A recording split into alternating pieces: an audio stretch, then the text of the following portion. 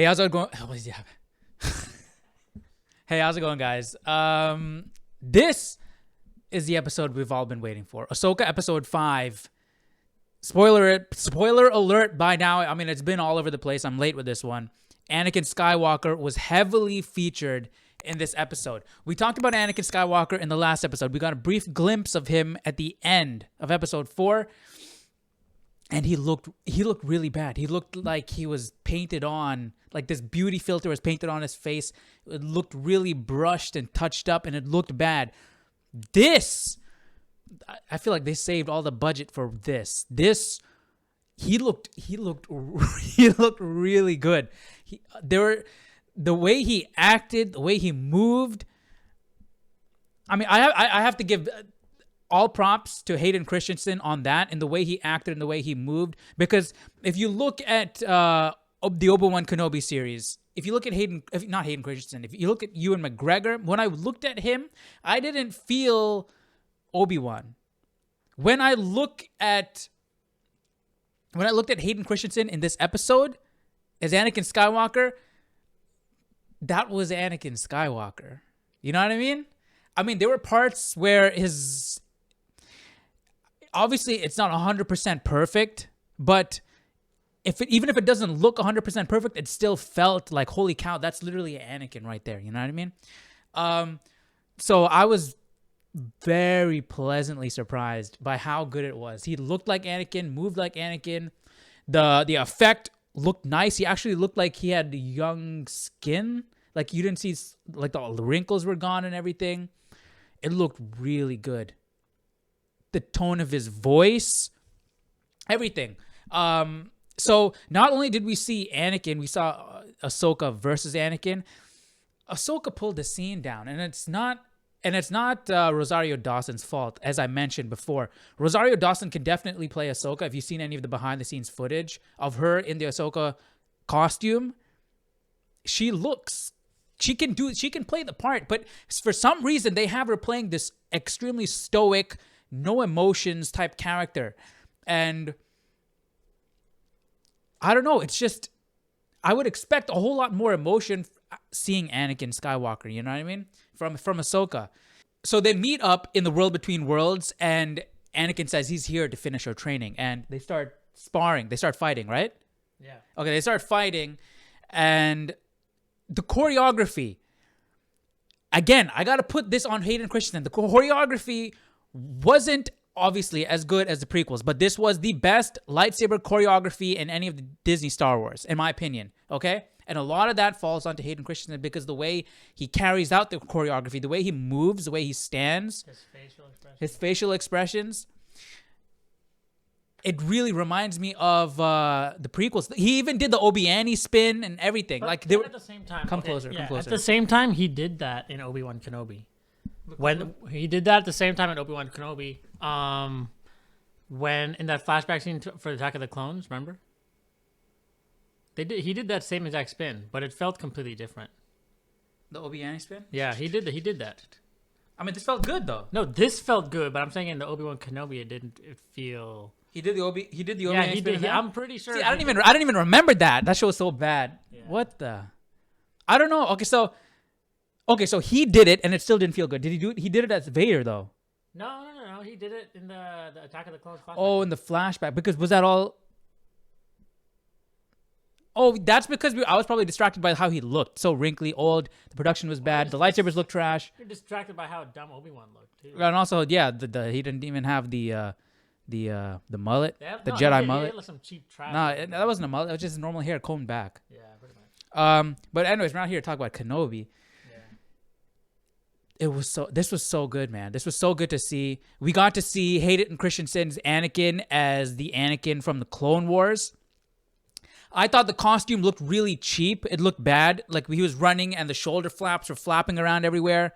But his face looked good. His hair looked good. His hair really reminded me of Hercules, like the Disney animated Hercules movie. He with the curly hair, that length, it reminded me of that.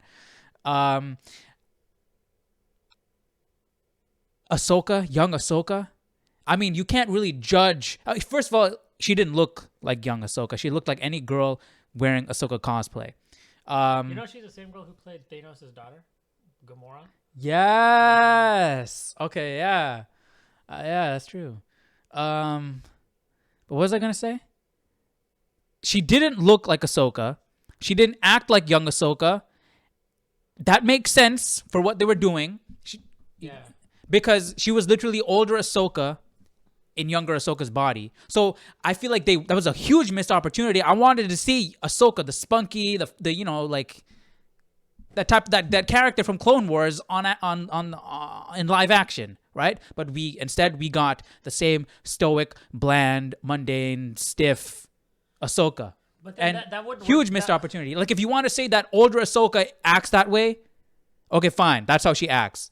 Younger Ahsoka didn't act that way. So at least let us get to see that Ahsoka that we all know on the in live action. But that wouldn't work for the entire episode then. If she were to act like herself, no, then but Anakin wouldn't be teaching her a lesson then. He took her back to those moments to show her and teach her.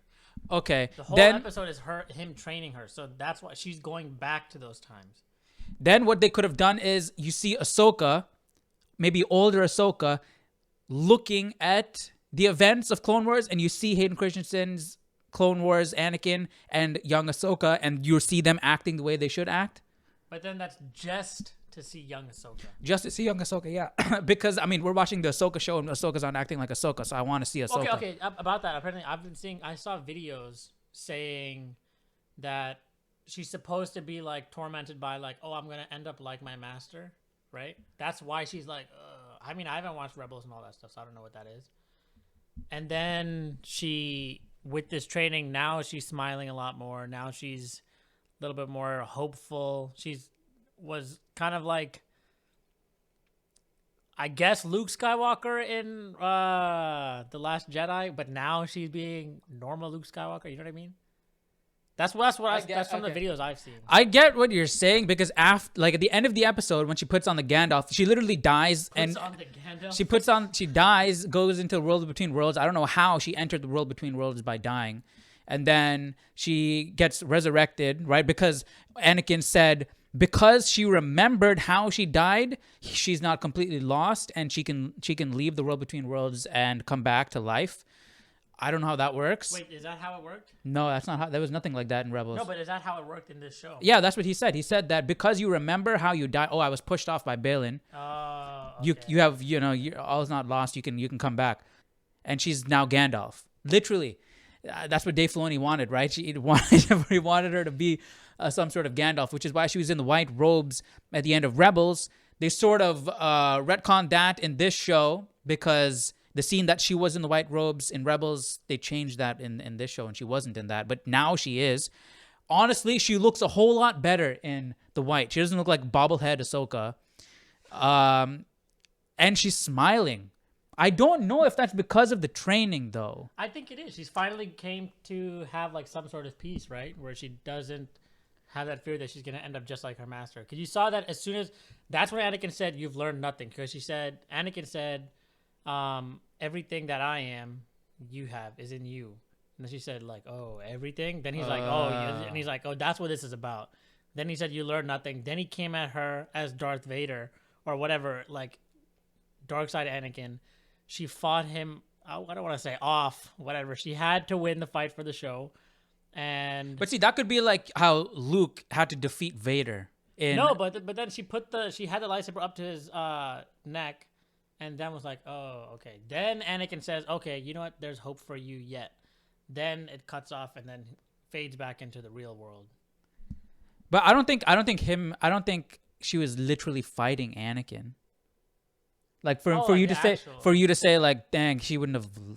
That's what I was thinking initially. Like, dang, Anakin wouldn't have lost that fight. Yeah, I'm just saying that to see. No, because on Dagobah, Luke beat Vader. Vader wouldn't have lost that fight. Luke had no training, right? Right? No. Luke lost. Luke lost pretty much all the fights except when he had to win in Return of the Jedi. No, he did win. In Return of the Luke, Jedi. Luke. No, I'm talking about in Dagobah when Luke cut Vader's head off and the mask opened, and then it was Luke inside of the Vader's mask. Oh, that was a dream sequence. Yeah, that was a dream sequence. It wasn't real. That's what I'm trying to say. That was this not real? This was not Anakin. I don't think so. I don't think it's like that. Honestly, I think this is just. I mean, I don't know how the world between worlds works. I think It's an just like, actual place that you can go and actually tangibly affect events in the past, and I don't know about future. I think this is just some typical dream sequence. Honestly, like I got my closure kind of thing. I don't think it's the dream sequence from Empire Strikes Back. I don't think it's that. I think it's Anakin floating through limbo, and they both release each other. Like as in he knows now, like his Padawan is okay and everything, so he can finally rest. I think that's the kind of message I was getting from it. That vibe, not message. So this is Anakin. So you think this is Anakin's Force ghost? No, not really, but I think it's Anakin. Why is Anakin in the world between worlds? Hasn't he become one with the Force? And like, why would he be there? Or maybe this is just what Ahsoka needed to see, kind of thing. Maybe Yeah, that's what I'm saying. That's what I sort of I think guess, of what it I is. guess, yeah. And going back to young Ahsoka and the Clone Wars flashback, I'm surprised they didn't give her the reverse grip because she's been only using the regular standard grips on her lightsabers. I thought this would be like a perfect opportunity to use that reverse grip. Just I don't know, because that was really cool. I really both of us really liked the flashes of Vader when he's walking in the distance, and then he flashes into Vader, and the lightsaber changes, and he flashes back. And then when you really like this, when he comes from the when he's shrugging his shoulder, right, coming out of the fog. Yeah, that scene is clean. Wow, looks so dope. but yeah, when he shrugs his shoulder, and then did he flash to Vader in that part too, right? No. He flashed coming out twice. He adjusted his shoulder, flashed twice. Then it's just his hand and his leg walking, and he does that shrug one more time, but you see him holding the lightsaber. That was good. Yeah. That was good. That was really good. So okay, I guess I do have a couple things to say negative wise. Like if you're bringing in a guy like Hayden Christensen, right, who went so hardcore in the prequels, or even Obi-Wan, right, in Phantom Menace, where they had to slow them down, get a better partner for Hayden Christensen, because you can see him holding back when he's fighting grown-up Ahsoka, when he's fighting the kid Ahsoka. Honestly, I thought did better than the grown-up one when it came to the fighting. I don't remember. Yeah, because that was good. At least she was doing a better job. Remember I was saying I wanted her to for it to seem like Anakin's hitting the lightsaber, like fighting, and she's just like just blindly blocking, and her sabers are flying away. Okay. I got more of that than I did with adult Ahsoka. Ahsoka, like Rosario Dawson's, was just very stiff. But I feel like it's not nitpicking, but Hayden Christensen coming back and actually being Anakin Skywalker is so good that there's no point in talking. It doesn't that goodness or whatever, that pro completely outweighs every single other bad thing in this episode. Yeah, you don't want to nitpick. You don't want to pick on the bad stuff because the good stuff was just that good, and you haven't seen it in so long, and it's just like, holy cow, they actually got that right. Yeah. Like what? Yeah. Like you had literally a whole entire Obi-Wan Kenobi series, and they messed that up. That was so wrong. bad. Yeah. So I didn't think that they would get this right. And they did. They got crazy. Yeah, it felt like Anakin. Yeah, it felt like Anakin. Yeah, that was so good, man. Holy cow. I mean, I guess choreography like that. When were we talking about like that? Those two big strokes, like his spin and then another spin, and then the way he lost was just like two big, huge strokes that were like he wouldn't have done because they were so dumb, and then that's how it got him. But I mean, I don't know. Like the choreography, yeah, but he made most of the choreography. Yeah. The way he moved everything, it was good. The expressions, like how you said, like that smile, the hair messed up and everything. Yeah. No, I like the little expressions when he's swinging. Like honestly, like when you watch the battle between Obi-Wan and Anakin in Revenge of the Sith, right? You're seeing like he's really putting everything behind every single swing. And you saw that just like when he first when he kicks Ahsoka through the fog, right, kid, and then she becomes adult, like that cool scene that I'm talking about with the shoulder shrug. Yeah. You see him, that first swing. I've been watching that scene over and over and over again. Like that first swing literally reminds me of the fight in Revenge of the Sith. How he swings at Obi-Wan, his face completely changes. Like he's literally mad and he's just swinging to get you out of the way. Damn. That was so good.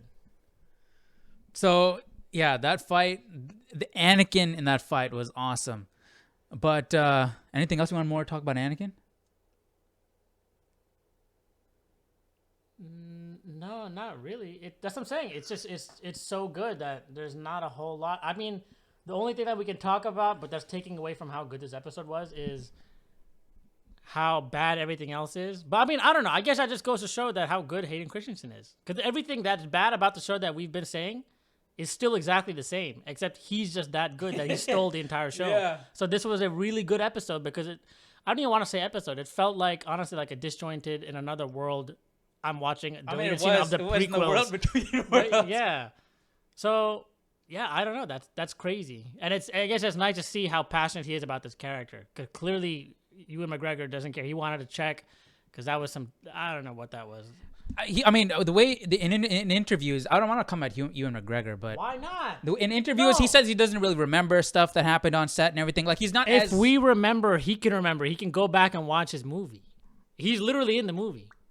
He can go and watch it. No, meaning like he's not. If he doesn't remember, then he's not as invested. Hayden Christensen was younger though, so what's Ewan McGregor? But I mean, like that's literally his only big movie, sort of. He did Jumper. Yeah, people didn't like Jumper. Jumper was crazy good. Yeah, Jumper was good. He jumped into the world between worlds. I mean, the show is called Ahsoka, so let's talk some about Ahsoka. After the fight, Ahsoka comes out and becomes Gandalf. Yeah, I can see myself liking her now. Like, I mean, like, Yeah, I can like her now. She looks finally interacting with Jason. Yeah, She's smiling. I don't know who Jason is. Beast Boy. I don't like him honestly, but I mean, I like her things like little things when she's saying that the Chinese robot, whatever his name is. Hu Yeah. He's like, oh, what's the plan? She's like, I have no idea. Let's go into this whale's mouth. Like, Yeah. I'm like, that's funny. That's like, no, it's not funny. Yeah, it's like more Ahsoka. Like she's coming into herself. She seems like a cool character. Like she does things recklessly a little bit like Anakin. Like I like that. I like that. So maybe she was living in fear up until this point, and then now she's like, that's what all the explanations were saying. yeah, I can see that. That could have been explained a whole lot better, but I could see that. Yeah, so her in the lighter costume, the lighting and after the fight, the smiling, the way she talks, Yeah, it's so much better. She's happy. She looks smaller. Yeah, yeah. Her headpiece doesn't make her look like a bobblehead. Yeah. She looked a whole lot better. So, and the Purgils, Well, those things always look cool. those things always look cool, but like that whole scene, the sequence with, them holding them off, this is the plan, we got to get going, and then you see them like swimming by the ships and everything. That was cool. I don't know. I don't want to talk about whales. We should be talking about Anakin Skywalker, but I mean, what else do you want to talk about Anakin? I know, but that's true. But yeah, Anakin obviously stole the episode. The thing is, that's probably the only. That's it. We're gonna see of him in this show. I don't know. I've heard other things because remember in the trailer he says it's a different voiceover, but that could have been just a voiceover. He says this training is not just droids or something like that. So we might get another Clone Wars flashback. I don't know if we'll get another scene honestly of that. I think we just could get a voiceover of him as a Force ghost maybe. Or it was just... No, the way he's talking, what he said in that trailer was Clone Wars stuff, right? This war is not going to have just droids. What war? I don't know. What war? Obviously the Clone War. Oh, okay. So it has to be a Clone War flashback. It can't just be a voiceover. Because if it's a voiceover, then we have... What is he talking about? Or it could be a recording, like a hologram recording that she was training with. I think it's a voiceover. Just for the trailer. Because what could they have used, right? From every line that he said in the actual episode to deliver that kind of feel in the trailer. Because he says, I'm here to finish your training. That'll be a spoiler for the show. At least know, like, okay, we're going to see flashbacks of Hayden Christensen, blah, blah, blah. I think it was just a voiceover to be a voiceover. I don't think we're going to see him again. Because that was a perfect close to it. Why do we need to see him again? Yeah, that's true. Yeah. That was such a good close. That's what I was saying. Yeah, I don't think we're going to see him I don't again. think we'll see him again. Even as a hologram or a Force ghost. Do you think this is going to be the last time we're seeing Hayden Christensen as Anakin in live action? Unfortunately, no, I don't think so. I'm saying unfortunately because this was so good. You're gonna mess it up in the future. I don't know that they'll mess it up because I was 100% certain they would mess it up this time, but they didn't. But I still say unfortunately because like it's like picking at a scab. The first couple, like, it's okay, you know, it feels good. And then, I don't know. Like, it was already good. You did it again. It was good. But, you know, like, it could just get messed up a bit. Maybe down the road. But honestly, I'm curious. Overusing, bringing back legacy characters yeah. just for the sake of bringing them back to draw attention, and then it's watered down, and then it'll be bad. Yeah, that's what I'm saying. Yeah. Eventually, yeah. But I mean, it would still be cool because they handled it well to do a what if series. That's what I've been saying. Because you're already doing stuff that's, to me, not Star Wars. 1, 2, 3, 4, 5, 6 is Star Wars. But you're handling it well. You're handling the character well. Do a what if series. That'll be kind of cool. That'll be crazy. Imagine with the World Between Worlds, a what if series. Yeah. That'll be crazy. And you can do it in a way too where you don't need ridiculous fight choreography. Just literally show us like pivotal moments. Anakin doing the jump, but he doesn't do the jump on Mustafar and beats Obi-Wan. We saw it in the PS2 game, but that would be cool to see. And then, like, I don't know, we could just do cool things like that if you want to bring him back, just to give us. I mean, people will watch. People that. will 100% watch that. People will watch that. I'll watch that. What, the cat? Yeah. Yeah. Okay. That's it. Yeah, that's it. All right. So that's it for this review. Yeah, not much of a review. It's just Anakin was crazy good. That was so awesome seeing him that. back. The way he fought, the way he looked, that was so good, man. That's like, all right. So that's gonna be it for this review. Let me know your thoughts down below in the comments section. What did you guys think about this episode? And I'll see you guys in the next video. Take care. Bye-bye.